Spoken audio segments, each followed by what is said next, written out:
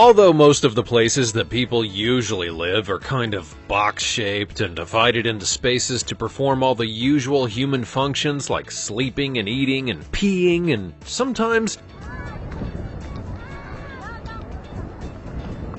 people just have those box-shaped dwellings in some especially unusual spots around the world. We've put together a brief list of just a few of the weirder ones. From the coldest place on planet Earth to a micronation platform in the middle of the sea, here are the 20 strangest places where people actually live. Number 20. Hanging Temple of Hengshan. The Hanging Temple is one of the most popular tourist attractions of the area around Datong in Shaanxi Province, China, and this is certainly a place that is unusual, even if it isn't technically found in the woods. The 1,500-year-old temple has been constructed 246 feet above the ground, which presumably adds a sense of excitement to the daily ritual of worship in this place, or it would if that was what it was really all about anymore. These days, the temple is a site of historic significance, but it's also primarily a tourism hotspot on the account of the weird idea of a building just hanging off the side of a cliff. The temple itself is the only existing place in all of China which has a combination of 3 of the Chinese traditional philosophies, those being Taoism, Buddhism, and Confucianism. Although it looks as though it just hangs there, the structure is fixed to the cliff with huge oak beams that are attached in holes that have been chiseled into the rock. So it's probably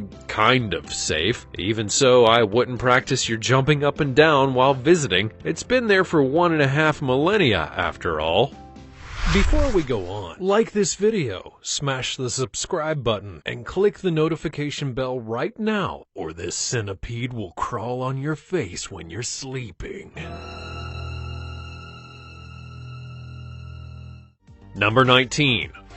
Chiang Kania's Floating Village.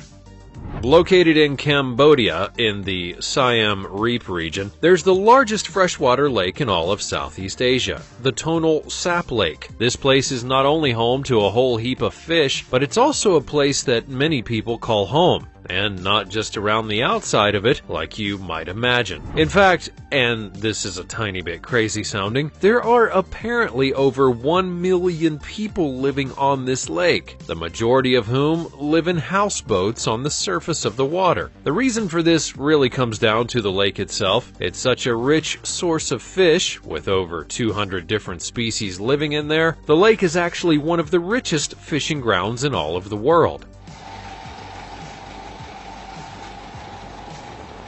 There are actually many different smaller pockets of inhabited areas on the lake. These are then essentially easily recognizable as separate villages. One such village is called Chiang Kania's, and it's home to some 1,000 families who live and work on the lake. The trouble is that these people are exploited by the tourist industry that seems to send tours to stare at them and has some distinctly unethical practices. These tours do not really show any consideration or indeed engage in any beneficial interaction for the local communities, despite the fact that they're cashing in on their way of life. But yes, people do actually live here, that much is true. Number 18. The coldest city in the world.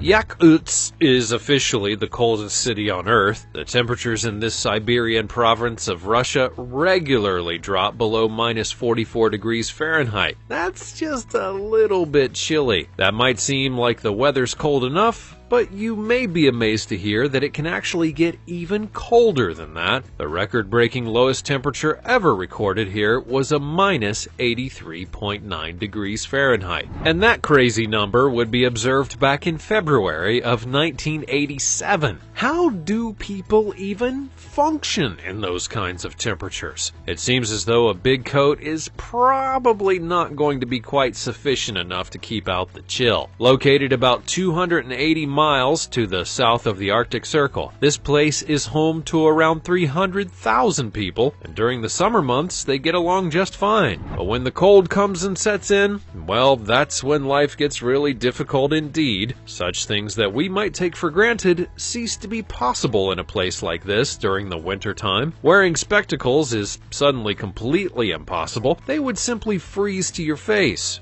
Driving? Well, that's another tricky issue. Cars have to run constantly for 24 hours a day and 7 days a week, because if they stop, there's no way on earth you're going to get them started again until the weather improves. And if you want to buy milk, well, then it comes as solid as a frozen block. When you add to these basic difficulties the fact that in the winter it's only daytime for about 4 hours a day, and then in summer it stays light for 21 hours a day, that's when things get even more confusing. This place is just really, really strange. Number 17. Coober Pedy.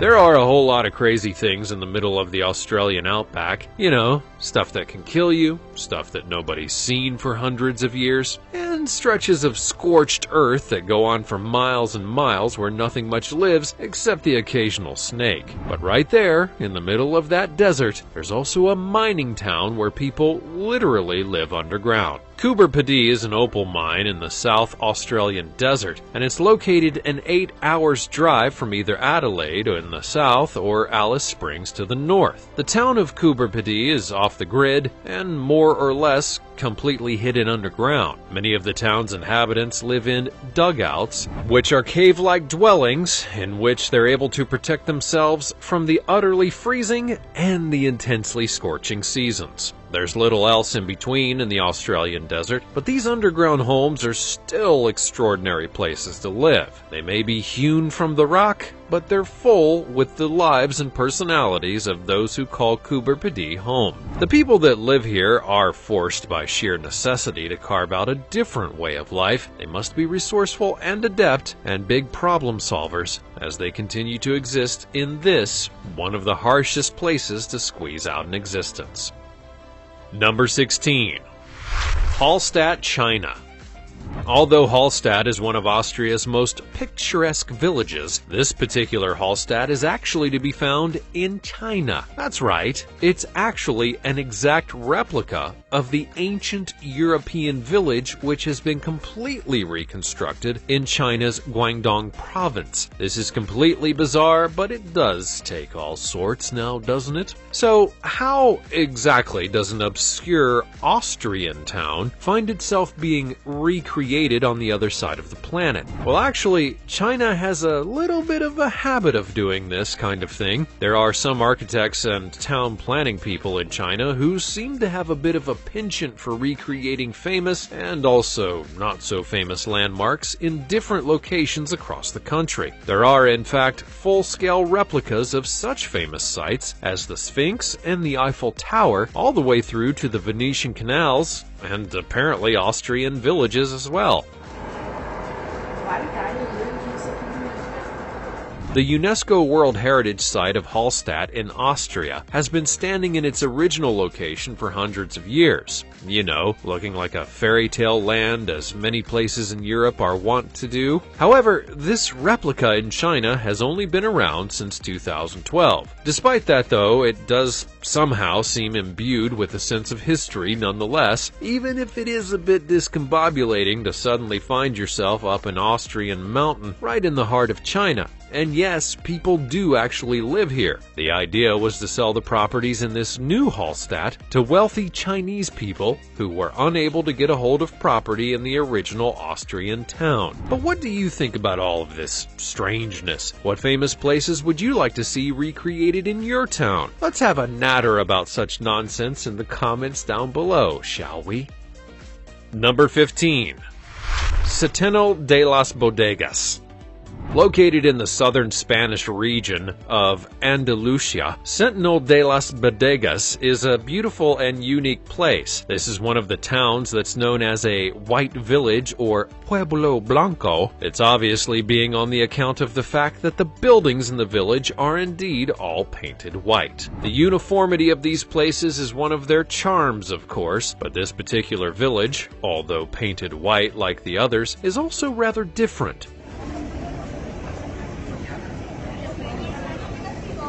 Many of the houses in this pueblo have been built into the sides of the rock cliff, meaning that they're protected from very hot sun by the overhang of the cliff, which creates a kind of shaded terrace in front of many of the buildings. The temperature inside of the rock is also a much more regulated heat, rather than being at the mercy of the baking sun in this part of Spain. People do indeed live in these houses, but it's such an attractive place for tourists that it's perhaps no longer able to offer what you might call a truly authentic experience, whatever that might be, but it is certainly beautiful nonetheless.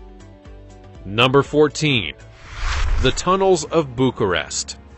In Bucharest, the capital city of Romania, hundreds of people live in the sewers. There's estimated to be about 1,100 children living in this underground world. However, I don't think there's any Ninja Turtles. After the fall of the Soviet Union, the country's orphanages would suddenly close, and that left an entire generation of children with no homes and nowhere to go. They fled underground when they were left on the streets. That was many years ago, and ever since then, many more children have found a home in the tunnels beneath the city. These people live in the sewers because they have no place else to go. Many of them are drug addicts and have no other options. There's very little help for the desperate people who live in these dreadful conditions. One charity helps to provide basic medical care, but the government, well, they offer nothing to these lost and forgotten people.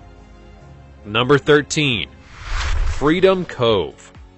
This unique place can be found floating off the coast of Tofino in British Columbia. It's a forested patch of eco-land equipped with greenhouses, small buildings, and all the whimsical off-grid contraptions that you could ever imagine. This is Freedom Cove, a homestead project that was created by artists Catherine King and Wayne Adams. They've been building and developing the place ever since way back in 1992, and it does include all of the essentials, like an art gallery and a dance floor. Oh, and a lighthouse, as well as greenhouses, solar power panels, and a generator. It's a teal and fuchsia floating paradise, or at least it appears that way, but living off-grid and a 45-minute boat trip from the nearest town, well, that's not exactly for the faint-hearted. This can be a tough life, requiring an awful lot of work to keep it going, but the couple do believe that a lot of satisfaction and peace may be found in living this way.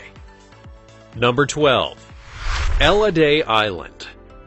This may be one of the most remote-looking houses that we've seen on our list so far, and it's on Iceland's Elliday Island, a place that's so odd in appearance that it looks like it may have fallen straight out of the pages of a storybook, and the house is perched right there in the center of this weird green slice of an island. There have been many rumors and stories about this spooky-looking place over the years, but the truth is really not so interesting at all. This island was once considered the premium spot for people who enjoyed puffin hunting, which sounds awful, I know, but it is a thing that some people do seem to enjoy. Anyways, the house is not the secret pad of a millionaire, nor is it the hideaway of a religious fanatic, nor even does it belong to Bjork. These are some of the rumors that go along with the place, but it's actually just a lodge that was constructed back in 1953 for all the puffin hunting enthusiasts to hang out in when they weren't out doing all the bird murders. So the story may not be as intriguing as the situation seems to suggest. Today, only hunting association members are actually allowed to use the lodge, and it's not available to regular old riffraff like you and I. Number 11. Cliff Village. This small village, called something I'm not about to attempt to pronounce, is located in China. The place is known as a village on a cliff, and it's easy to see why. The The village itself is perched all the way up there on a 2,600-foot-high cliff, and in recent years, thanks to the wonder of the internet, it's become something of a super famous tourist attraction. Back along in the past, the village was inhabited by residents who were extremely poor and lived right on the edge of existence, to such an extent, in fact, that they took their lives in their hands whenever they scaled the side of the cliff to head home. The village used to be accessible only by a series of really wonky rattan ladders, and to be honest, even though improvements have been made to the ladder situation, this still looks the teeniest bit dangerous to me. In 2016, the local government invested in a bunch of money into the village, and a new steel ladder would replace the old rickety ones. That ladder, it has 2,556 steps, measuring almost 2 miles long. The swanky new ladder would cost almost $150,000 to build, but it is intended to make it safer for the villagers to climb up and down. This is now a hotspot for numpties making videos for the old social media, and the necessity for safety is paramount when these people are poking their selfie sticks all over the show. Just imagine how it must be to live in this place, though. What if you get all the way to the bottom and realize you left your wallet at home? Number 10. Drina River House. And now for a house that looks as though it may have washed up on a teeny tiny little island in the middle of a river. If ever there were a storybook home, then it would be this one. This is the Drina River House in Serbia. The story behind the creation of this unique house goes like this. Back in the summer of 1968, a group of friends had been swimming and decided to rest up on the rocky island in the middle of the river. The thing was, though, that the rocks themselves were all rather pointy and sharp and scratchy, so they decided to drag a bunch of stuff over to the rock and make it a little more comfortable. They brought over a few planks of wood to lay on, and then assembled a few more to provide some shelter from the baking sun, and then an idea began to formulate. The following summer, a young man decided to head over to the rock and begin to build in earnest. He and a group of his friends would transport materials by kayak, and slowly but surely the place began to take shape. The trouble was that the River Drina is wild and unpredictable, and she washed away no fewer than 6 houses. Each time one was washed away, though, another intrepid builder would come along and make a more stronger one. This little house in the middle of the river was to become famous and photographed by thousands of visitors until it became known and appreciated across the world. Number 9. Santuario Madonna della Corona. This remarkable place is built over 2,000 feet above sea level and into the vertical face of a cliff. That's one way to ensure that the place is protected, I suppose. The Sanctuary of the Lady of the Crown, as it's known in Italy, is perched on such a sheer drop that it almost appears to be suspended in complete midair. Although it may look like it's just hanging there, the place is actually built on a very narrow rock shelf on the side of Mount Baldo. It's only accessible by a very narrow path from below and a street from above. The original purpose of this extraordinary place was to be a refuge for holy men to come in order to engage in some silent reflection in a place that was completely removed from the rest of the world. Then in 1530, the church itself was built, and eventually the site became a place to which anyone could take a pilgrimage and contemplate God in peace. The sanctuary survived throughout all the turmoil of the 20th century and continues to this day to offer a place of quiet retreat for visitors and pilgrims alike. Number 8. Mount Fanjing.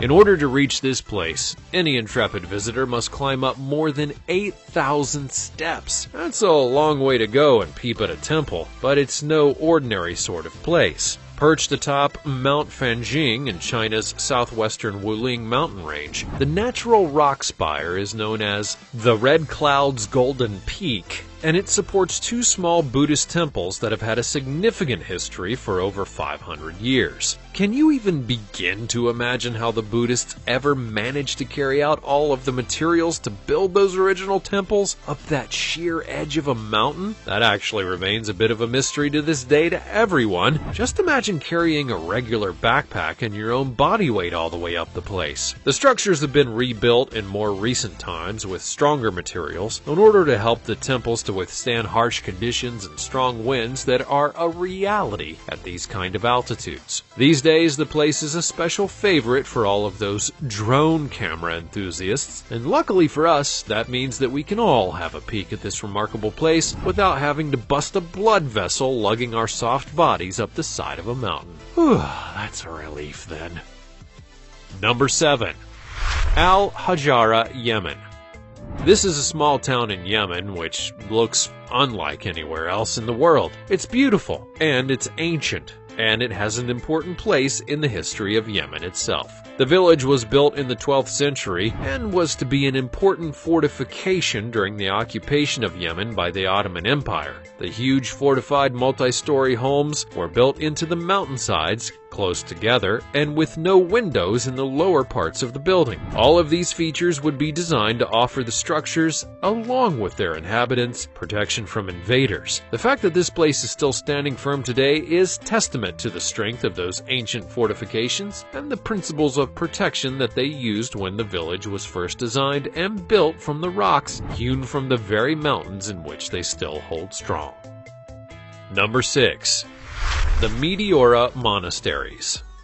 Throughout the ancient past, it does seem as though monasteries are often built on the most awkward and high up of places that anyone could possibly find. These monasteries in Greece? Well, they're no exception to the rule. The Meteora monasteries were built many centuries ago on top of these gigantic rocks with epic views of the sea and landscape all around. The word Meteora means to be suspended in the air, which seems apt for these extraordinary places. There are 6 monasteries active today, and a small number of monks or nuns who live in them. The Meteora monasteries were granted UNESCO World Heritage Site status in 1988, and are still places that are often on top of tourism lists to visit while in Greece. These perched holy places are also having a little bit of a revival, all on the account of all the drone cameras that are flying about all over the place, and they certainly are perfect subjects for all these epic sweeping camera angles now, aren't they? Number 5. Casa do Penida, Portugal.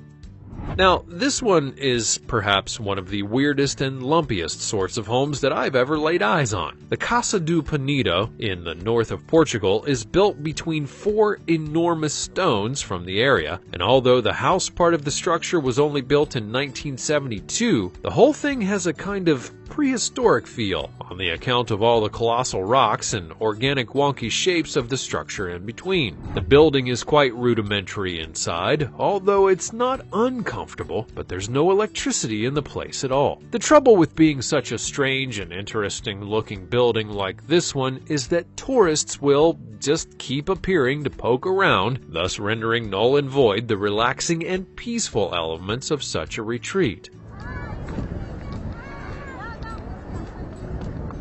The owners were so frequently disturbed by such curious intruders that they were actually forced to move. So nowadays the place is all about the tourism and actually contains a small museum which is full of memorabilia and photographs of all the incredible landscapes of the area through history. Unfortunately though, like many isolated places, this one has become a victim of vandalism over the years, but it has had a few upgrades in order to protect it from further damage, and now features railings and even bulletproof glass to protect it from the worst that might be thrown at it. Number 4. Ponte Vecchio. The Ponte Vecchio in Florence, Italy is one of the most visited of tourist destinations in the entire place. In Italian, Ponte Vecchio simply means old bridge, and that's a basic description of the structure itself, but it really doesn't quite do it any justice. In fact, this was the only bridge that crossed the river Arno in Florence until the year 1218. The bridge that stands in the spot now has stood there since 1345. The original one had been washed away during a flood and then had to be rebuilt. But that 14th century bridge is still standing to this very day. There are plenty of small buildings on the Ponte Vecchio, and that's one of the things that makes this bridge unusual. In fact, there have been shops on the bridge since the 13th century. There used to be all kinds of shops, from butchers, fishmongers, even to tanners, but in 1593 there would be a decree sent out that stated that only goldsmiths and jewelers were to be allowed to keep their shops on the bridge. As well as being the main way to cross the river in the city of Florence, and then being the location for shops and homes, the bridge was also used by the Medici family, the rich and powerful dynasty that ruled the city for generations. The Ponte Vecchio was used to build a corridor for the family to travel between their palaces without having to walk in the dangerous streets below with the common folk, and they'll never have to come into contact with any of the unwashed masses. Probably for the best, really. They wouldn't have wanted to get any of those riffraff germs on their posh persons. Number 3. Matmata, Tunisia. The otherworldliness of Matmata troglodyte homes in the southern Tunisia is a spectacle that's unlike any other on Earth. These remarkable buildings are a link with the ancient past of the fascinating North African country, and they're also a massive draw for tourism to the area. Of course, these ancient homes are literally dug into the landscape in a network of centuries-old passageways and chambers, and the town of Matmata is located on the very edge of the Sahara Desert in a landscape of palm trees and olive groves, approximately 20 miles to the south of the nation's capital. These buildings have been inhabited by people for centuries, and are still inhabited today by many of the indigenous people of North Africa. These homes are a living, breathing preservation of the culture and the history of these people and its region. This region has almost no wood or stone with which to construct any kind of buildings, so the dwellings were actually dug out of the earth. An ideal way for people who lived there to avoid the heat of the desert was to go underground where the temperature was regulated naturally. Each of the homes built here follows a basic construction pattern, in which there's a central sunken courtyard, often with a well, and from this center, there are usually several small rooms or chambers which would be connected by passageways. The way to enter would be via a ladder or a tunnel. What do you think of these remarkable homes? Would you like to live underground like this? Let me know all about it in the comments below. Number 2. Sealand. There is an offshore platform in the North Sea that's located about 7.5 miles off the coast of Suffolk. Back in 1967, this unusual spot would be declared to be the Principality of Sealand by a man named Paddy Roy Bates. The micronation is actually not officially recognized as such, but has, nonetheless, been occupied by the family and associates of Bates ever since. Before it became the unofficial nation of Sealand, this platform was built by the British during the Second World War.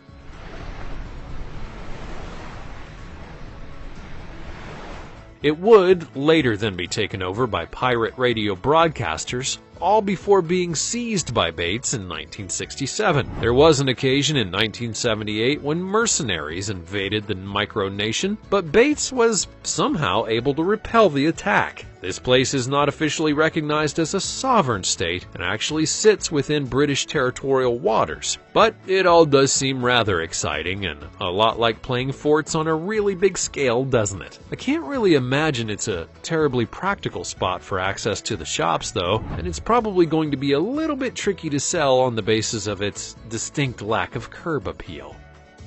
Number 1. Via Girasole. Built in the 1930s in northern Italy near Verona, the Via Girasole is a unique, if not exactly beautiful home. The concept of the design was based on the way that a sunflower, that's girasole in Italian, moves to face the sun throughout the day. The architect behind the design believed that the house would maximize the potential health-giving benefits of the sun by offering the homeowners the opportunity to live in a building that rotated to follow the sun itself, just like a sunflower. It's a shame that it looks more like a power station than a flower, though, but then again, you really can't have it all. So there you have it, a whole load of weird and wonderful places that people actually live in. Which of these unusual spots would you like to make into your dwelling? As always, let me know all about it in the comments down below. Be sure to check out the other cool stuff showing up on the screen, and I'll see you next time.